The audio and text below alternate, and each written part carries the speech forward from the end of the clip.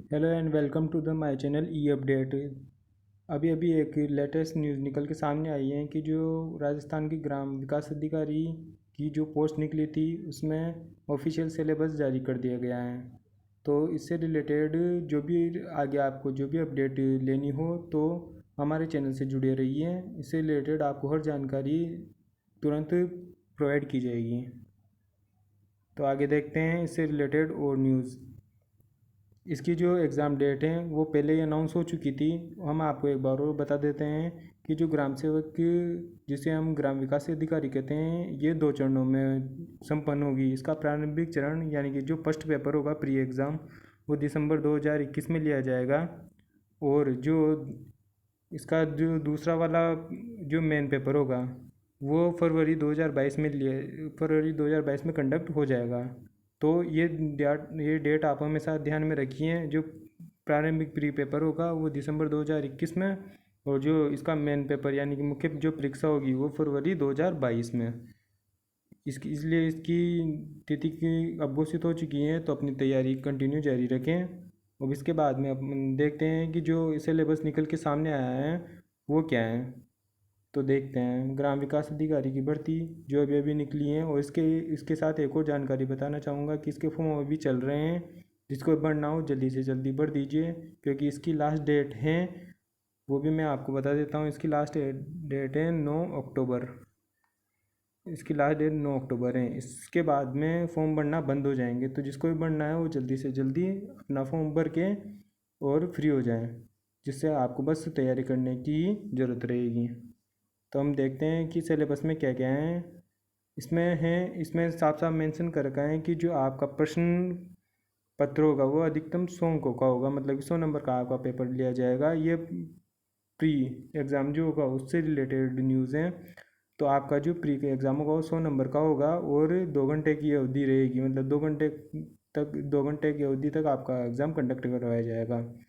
उसमें आपको अलग अलग टाइप के ऑब्जेक्टिव पेपर रहेगा जिसमें अलग अलग ऑप्शन दिए जाएंगे।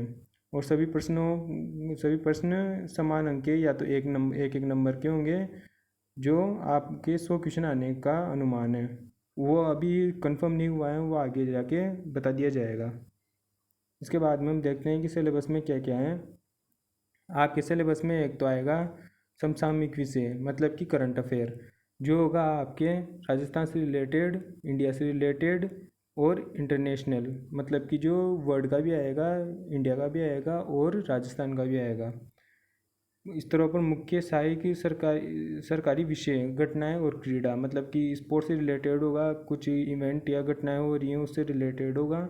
या फिर सरकारी विषय मतलब कोई जैसे मीटिंग होती हैं जैसे G20 का सम्मेलन हुआ, ऐसे कुछ जो भी महत्वपूर्ण घटनाएं होती हैं और सरकारी से रिलेटेड कोई योजना होती हैं उससे रिलेटेड आपके करंट अफेयर्स के क्वेश्चन पूछे जाएंगे। उसके बाद में हम देखते हैं कि जो भूगोल प्राकृतिक संसाधन है मतलब आपका पेपर किसका है, ग्राम विकास अधिकारी का। तो उससे भूगोल और प्राकृतिक संसाधन से तो क्वेश्चन आना अनिवार्य है। तो इसमें भूगोल और प्राकृतिक संसाधन में विश्व की विस्तृत भौतिक विशेषताएं, महत्वपूर्ण स्थान, पर्वत और महासागर। तो इसमें सारा आ गया। वर्ल्ड की जो भी भूगोल रहेगी वो सारी आएगी। भारत की आएगी, वन्य जीव से रिलेटेड आएगी। और राजस्थान की प्राकृतिक भूगोल आएगी, जलवायु आएगी, मृदा से रिलेटेड आएगी, जनसंख्या आएगी, बेरोजगारी, सूखा, अकाल, मरुस्थलीकरण की समस्याएं, ये सब कुछ आपके भूगोल के अंतर्गत आएगा। और स्पेशली आपको राजस्थान का ध्यान में रख के चलना है क्योंकि आपका पेपर राजस्थान में हो रहा है तो ज़्यादातर क्वेश्चन राजस्थान के बनने के ज़्यादा चांस हैं। तो इसमें राजस्थान से जो इसने रिलेटेड बताया है वो है खान खनिज, वन भूमि, जल, पशु संसाधन, वन्यजीव और संरक्षण। और जो इनके विश्व के, भारत के और राजस्थान के इनके जो क्वेश्चन हैं वो ज़्यादातर राजस्थान से रिलेटेड रहेंगे। विश्व के भी राजस्थान से, राजस्थान भारत के भी राजस्थान से रिलेटेड मतलब उनसे रिलेटेड जो क्वेश्चन बनेंगे उन पर ज़्यादा ध्यान देना है आपको। भारत राजस्थान के संदर्भ में साथ और कृषि आर्थिक क्योंकि आपका क्या है ग्राम विकास अधिकारी का है तो कृषि और आर्थिक विकास के संदर्भ में भी आपसे क्वेश्चन पूछे जाएंगे जैसे कि वाणिज्य, फसल, कृषि आधारित उद्योग, मुख्य सिंचाई, नदी घाटी परियोजनाएं, मरुस्थलीकरण, बंजर भूमि के विकास परियोजनाएं, वृहद उद्योग, जनजाति उनकी अर्थव्यवस्था, तो इनको आप कहें थोड़ा डिटेल में पढ़ना पड़ेगा राजस्थान के रेस्पेक्टिव में। इसके अलावा आपके आएंगे एक तो हिस्ट्री से रिलेटेड और कल्चर से रिलेटेड भी काफ़ी क्वेश्चन देखने को मिलेंगे आपको। इसमें जनजातियाँ, उनकी अर्थव्यवस्था, क्योंकि आपकी जो पोस्ट मिलेगी आपको किसी गांव में या फिर उससे रिलेटेड कोई कस्बे में इनमें मिलेगी, तो वहाँ पे कौन सी जनजाति रहती है, उनकी क्या अर्थव्यवस्था है, बोलियाँ, साहित्य, संगीत, नृत्य, रंगशाला, आर्थिक आस्था, संत कवि, लोक देवता, लोक देवियाँ, ये तो सभी में पूछे जाते हैं सही।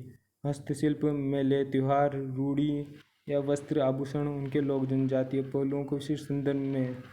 तो इनमें मेन तो क्या है, आपके जो नए टॉपिक हैं वो जनजातीय और अर्थव्यवस्था ये हैं, तो इन पे आपको थोड़ा ज़्यादा ध्यान देना पड़ेगा। ये तो हम जो अभी राजस्थान के पटवार वगैरह हैं इनमें आएंगे सही, और जो बचे हुए टॉपिक हैं।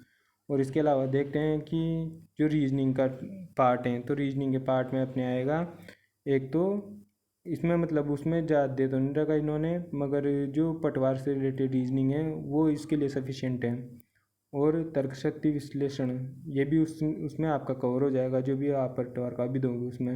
हिंदी इंग्लिश का इसने डिटेल में नहीं दिया है, तो आप यूँ लेके चलिए कि ज़्यादातर आपको जो डिटेल में नहीं है इनमें आपको बेसिक क्वेश्चन मिलेंगे, ज़्यादा टफ नहीं मिलेंगे। और जो पटवार का है वो इसमें सफिशिएंट है, जिनमें डिटेल में नहीं दे रखा, तो आप पटवार वाले एग्ज़ाम के जो सिलेबस हैं उसको रेफरेंस मान के चलिए। और आएगा आपके राज्य, जिला, तहसील, पंचायत स्तर पर राज्य में प्रशासनिक ढांचा, मतलब पंचायती राज आपको सारा पढ़ना पड़ेगा। और कंप्यूटर का बुनियादी ज्ञान, और कंप्यूटर का जो नॉर्मल है, जो RCIT के क्वेश्चन बनते हैं वो आएंगे।